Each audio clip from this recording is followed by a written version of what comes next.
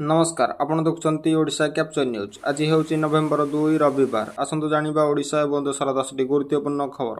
यह गुरुत्वपूर्ण खबर जानिबा पई वीडियोटी को शेष पर्यंत देखंतु।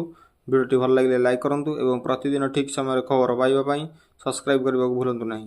प्रथम खबर, ओडिशा रे माड़ हेबो आउ एक बात्या। मंथा पर ओडिशा रे आउ एक बात्यार संभावना रहिछि। पाणीपाग विशेषज्ञଙ୍କ मतरे नवेम्बर 10 तारिख पर बंगोपसागर रे एक लघुचाप क्षेत्र सृष्टि होई पारे, जहा बात्यार रूप नै पारे। एहाकु दृष्टि रखी राज्य सरकार समस्त जिलापाल को आगुआ प्रस्तुति करने को निर्देश देते। विशेषकर उपकूलवर्ती जिलागुड़ी को सतर्क रही परामर्श दी जाइछि। परवर्ती खबर, ओडिशा रे 1,60,000 कोटी टंकार निवेश करिबो वेदांत। ओडिशा रे शिल्पायन को प्रोत्साहित करने वेदांत कंपनी एक बड़ पदक्षेप नेइछि। कंपनी आलुमिनियम उत्पादन क्षेत्र में राज्य में 1,60,000 कोटी टंकार निवेश करिबो बोली घोषणा करिछि।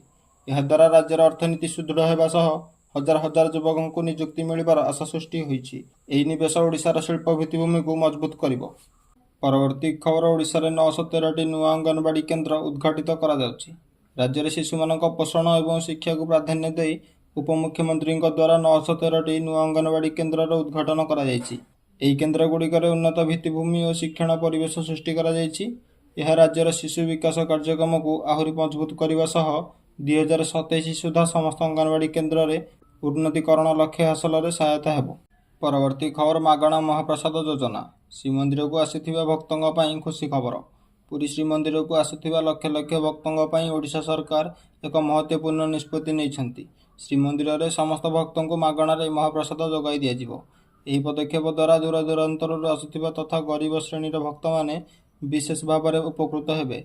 यह ओडिशार धार्मिक परंपरा एवं पर्यटन को आहरी मजबूत करिबो। परवर्ती खबर, नकली आदिवासी प्रमाणपत्र मामला। नकली आदिवासी प्रमाणपत्र व्यवहार करने अभियोग में बरगड़ जिलार जड़े नेता को पुलिस गिरफ करिछि। नेता जनक निर्वाचन में जितिबा यह नकली प्रमाणपत्र व्यवहार करथिबा अभियोग होइछि। पुलिस यह घटनार अधिक तदंत जारी रखिछि। राजनीति में स्वच्छता आनिबा दिगरे यह एक गुरुत्वपूर्ण पदक्षेप। परवर्ती खबर, रोगी खाद्य खर्च वृद्धि कले राज्य सरकार। डाक्तरखाना रे मिलिबो उत्तम खाद्य। राज्य में समस्त सरकारी डाक्तरखाना रे चिकित्सित होउथिबा रोगी को उत्तम पुष्टिकर खाद्य जोगाइबा पई राज्य सरकार बड़ निष्पत्ति नेइछंती। एथिपई रोगी पिछा खाद्य खर्च को वृद्धि करा जाई दैनिक 127 टंका करा जाइछि। एही मानविक पदक्षेप द्वारा रोगी मानकु भल खाद्य मिल पारिबो और सेमानक आरोग्य रे सहायता मिलिबो। ये थिला आज गुरुत्वपूर्ण खबर। जदि आपनको ए भिडियोटी भल लागि थाए तेबे गोटे लाइक करी चैनल को सब्सक्राइब करंतु।